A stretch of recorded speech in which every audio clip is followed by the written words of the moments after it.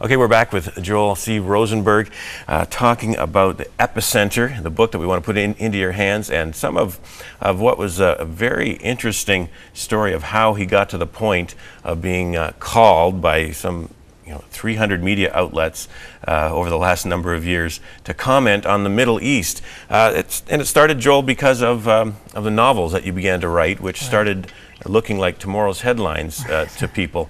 And so okay, let's back up a little bit. You talked about the first novel, The Last Jihad, and how well before 9/11 you both had in there the plot line of kamikaze Islamic terrorists attacking in planes, targets in the U.S., and then the subsequent response of the U.S. in attacking Iraq.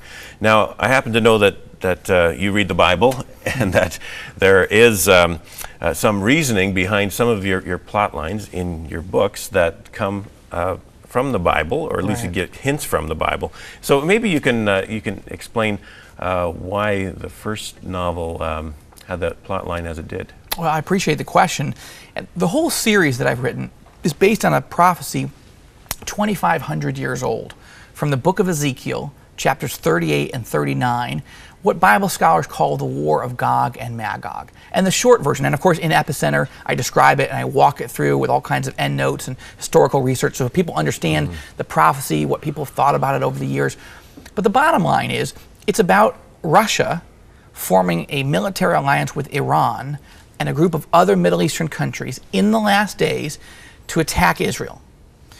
Now, as somebody whose family escaped out of Russia, from a Jewish background, a believer in Jesus, a student of the Bible, working for Israeli leaders, that prophecy intrigued me. Russia, Iran, against Israel with a group of other countries.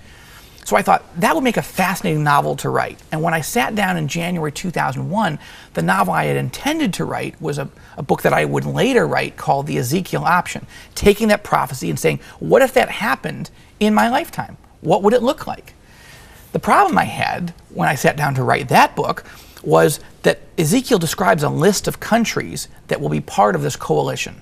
And they're ancient names, so you have to do some historical detective work to figure out what these ancient names refer to in the modern era.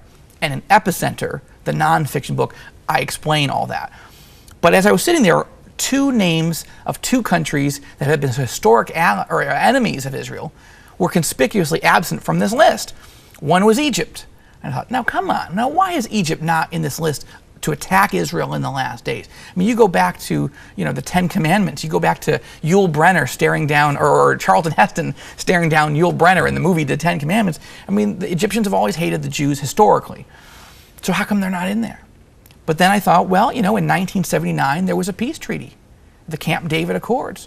And now Egypt, for the first time in 2,500 years since the prophecy was written, we're actually in a window of time where they're saying, no, we won't be part of the next wars.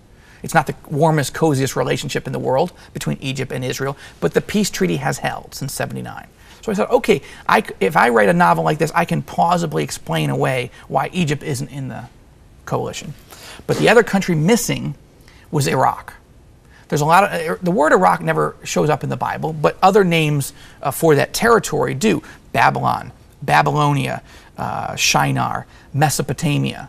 None of those names were used in this list of coalition countries to attack Israel. Yet we know from other scriptures that Iraq, Babylon, is going to be a major end times player. So I thought, now wait a minute. How am I going to write a novel in which Saddam Hussein, as the leader of Iraq, isn't involved in a war to wipe Israel off the map? I mean, what is he, at Club Med that weekend? He just, a chance to gas the Jews. He's like, I'll catch you next time. I mean, it's just not plausible. So the problem I had was, all right, I had two options. If I'm going to write fiction, just make it up.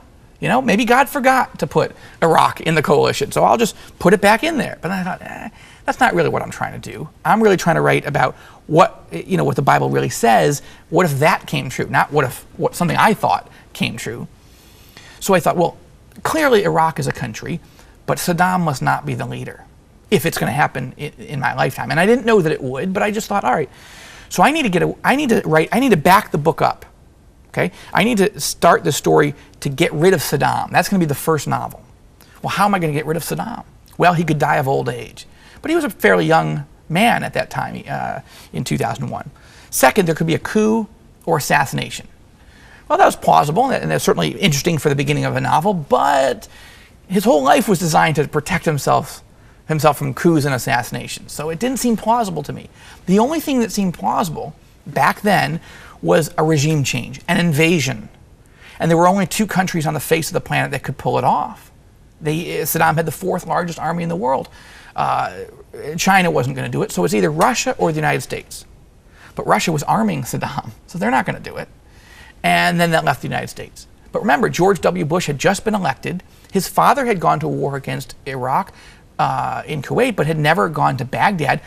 Why would the son? I mean, there was nothing on the horizon that even remotely indicated that he was going to go to war against Iraq.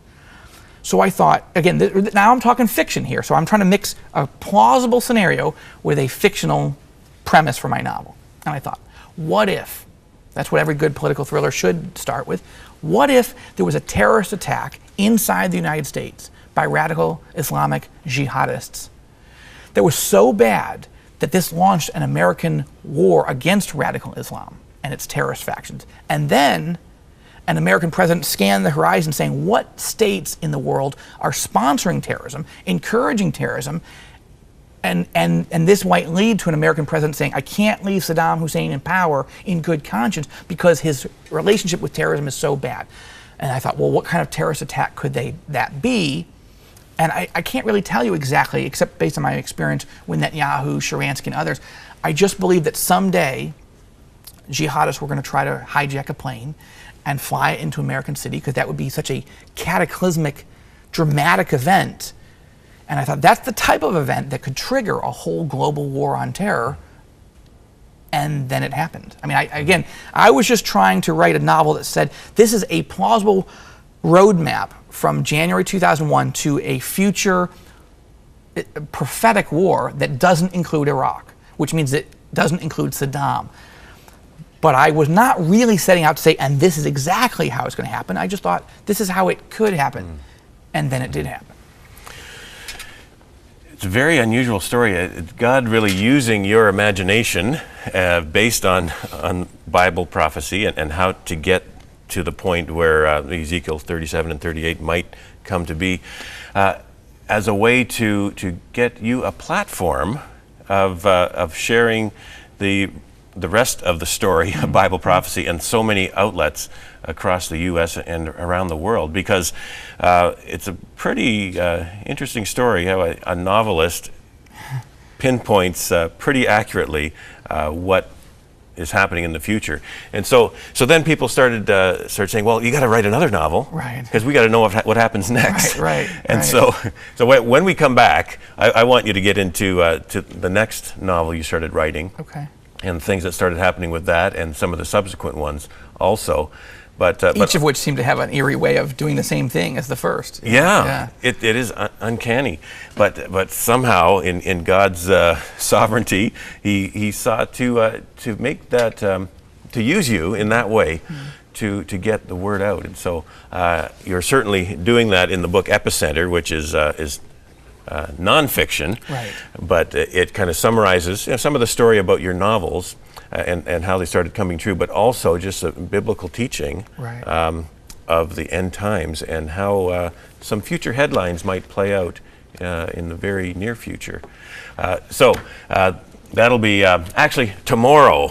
Tomorrow we will get into that a little bit more. So thanks, Joel, and make sure you get a copy of your book, Epicenter.